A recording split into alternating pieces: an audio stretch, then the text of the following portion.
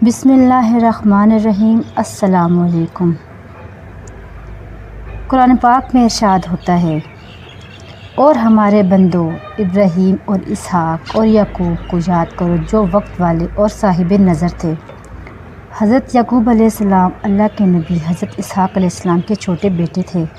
قرآن پاک میں حضرت یعقوب علیہ السلام کا ذکر 14 بار آیا ہے۔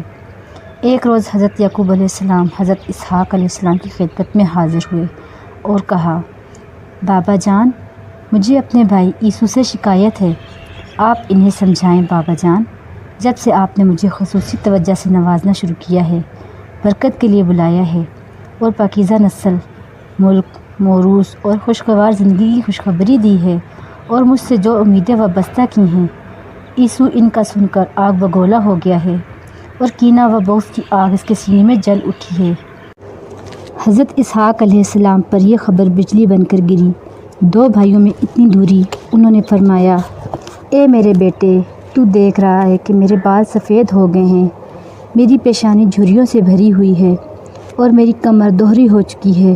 مجھے کسی بھی لمحے اجل آ سکتی ہے۔ مجھے ڈر ہے کہ میرے بعد تیرا بھائی علی الاعلان بغاوت پر اتر آئے گا اور مکر و فریب اور ہیلے بہانوں سے تمہیں ستانے کی کوشش کرے گا۔ میں چاہتا ہوں کہ تم فدان آرام ہجرت کر جاؤ، وہاں اپنے ماموں لابان کی بیٹی سے شادی کر لینا۔ حضرت یعقوب علیہ السلام نے فدان آرام جانے کی تیاریاں شروع کر دیں۔ آپ نے اشکبار آنکھوں سے والد کو الوداع کہا۔ والدین نے بھی نیک دعاؤں کے ساتھ اپنے بیٹے کی رخصت کیا اور یوں آپ صحرا کو چیرتے ہوئے عراق کی طرف مہوے سفر ہوئے۔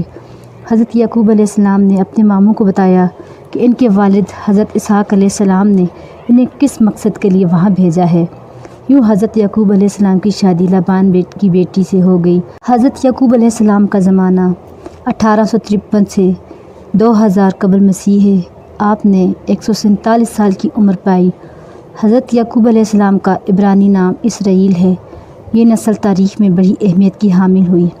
تقریباً 2000 سال تک اس نسل میں خدا کے مقدس پیغمبر مبعوث ہوتے رہے۔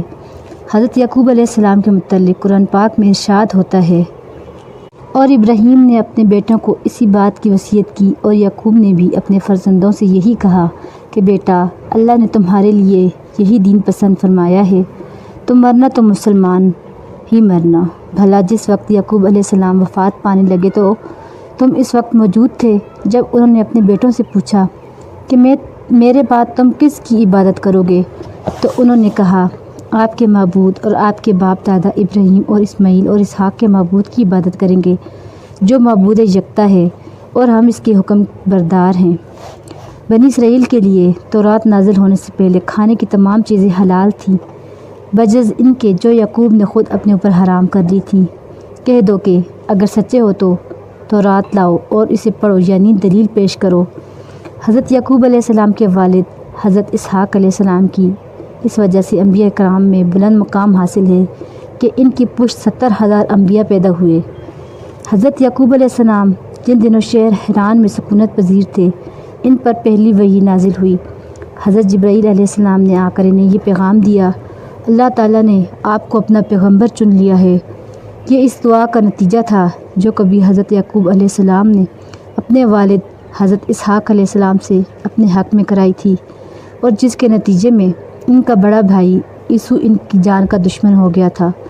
وحی نازل ہونے کے تھوڑی ہی مدت بعد حضرت یعقوب علیہ السلام کو اللہ رب العزت کی طرف سے یہ حکم ہوا، فوراً کنعان جاؤ اور وہاں پر تبلیغ اسلام کا کام شروع کرو۔ حضرت یعقوب علیہ السلام اپنے دونوں بیویوں اور ڈھیروں مال و اسباب کے ساتھ کنعان کی طرف روانہ ہو گئے۔ یہ دو پہاڑوں کے درمیان واقع ہے۔ ان میں ایک شہر کا نام کرک اور دوسرے کا نام شوبک تھا۔ یہ شہر آج بھی سرزمین شام میں عمان و اہلا کے درمیان واقع ہے۔ ابھی حضرت یعقوب علیہ السلام کا قافلہ جبل یسین کی طرف رواں دواں تھا کہ حسن اتفاق سے عیسو کا قافلہ بھی سامنے آ نکلا۔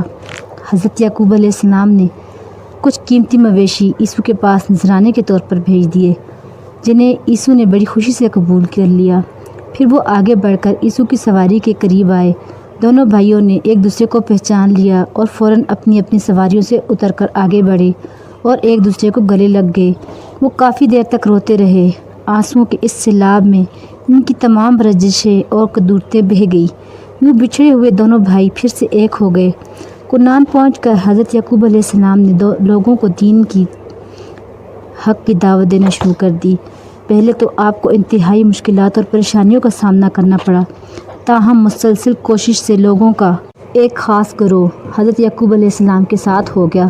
اگرچہ یہ مختصر سا گروہ شاہ کنعان کے لیے خطرے کا باعث نہ تھا، وہ انہیں آسانی کے ساتھ دبا سکتا تھا، مگر اس کے مصاحبین اور مشیروں نے حضرت یعقوب علیہ السلام کے خلاف اس کے کان بھرنے شروع کر دیے۔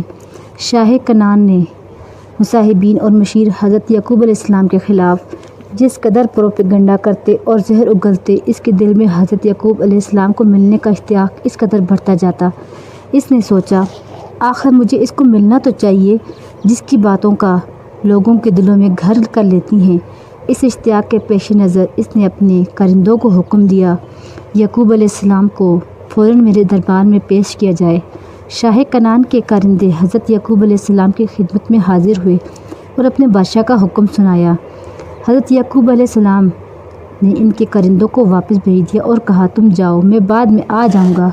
اگلے روز حضرت یعقوب علیہ السلام شاہ کنعان کے دربار میں پہنچے۔ شاہ کنعان بڑی شان و شوکت سے تخت پر جلوہ افروز تھا۔ اس نے کڑکدار آواز سے پوچھا، اے اجنبی، ہمیں بتاؤ کہ تم ہمارے خداؤں کو جھوٹا کیوں کہتے ہو؟ حضرت یعقوب علیہ السلام نے انتہائی نرمی اور تحمل سے جواب دیا، میرے نزدیک تمہارے خدا پتھر کے بے جان بتوں کے سوا کچھ نہیں۔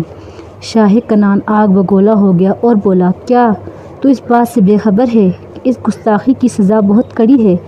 حضرت یعقوب علیہ السلام نے نہایت اطمینان سے جواب دیا، میرے نزدیک اس سزا کی کوئی اہمیت نہیں۔ میں حق بات کہنے اور دعوت اسلام کے پھیلانے پر کاربند ہوں گا، کیونکہ یہی میرے خدا کا حکم ہے جو پوری کائنات اور زمین و آسمان کا مالک ہے۔ حضرت یعقوب علیہ السلام نے نہایت نرمی سے اس بات کی تصدیق کر دی تھی کہ وہ اللہ تعالیٰ کے پیغمبر ہیں۔ اس کے بعد انہوں نے شاہ کنعان کو دعوت دیتے ہوئے کہا، اے بادشاہ، اگر تو ایمان لے آئے گا تو پھر تیری قوم راہ راست پر آ جائے گی اور تجھے بھی اس کا اجر ملے گا۔ یہ سن کر شاہ کنعان نے انتہائی غرور سے حضرت یعقوب علیہ السلام کو گھورتے ہوئے سوال کیا، اگر میں ایمان نہ لاؤں تو؟ حضرت یعقوب علیہ السلام نے کہا، اے شاہ کنعان، پھر تیرا اور تیری قوم کا وہی حشر ہوگا جو اس سے پہلے نافرمان حکمرانوں اور ان کی قوموں کا ہوتا رہا ہے۔ کیا تیرے سامنے نوح اور عاد ثمود کی مثالیں موجود نہیں، جنہوں نے اللہ کی انبیاء کی نافرمانی کی؟ آخرکار جب شاہ کنعان اور اس کے ساتھی کافروں کی گستاخی اور سرکشی سے حد سے بڑھ گئی تو اللہ تعالیٰ نے پچھلی قوموں کی طرح ان پر بھی عذاب نازل فرما دیا۔ وہ سب ایک زلزلے کی لپیٹ میں آ کر جہنم رسید ہوئے۔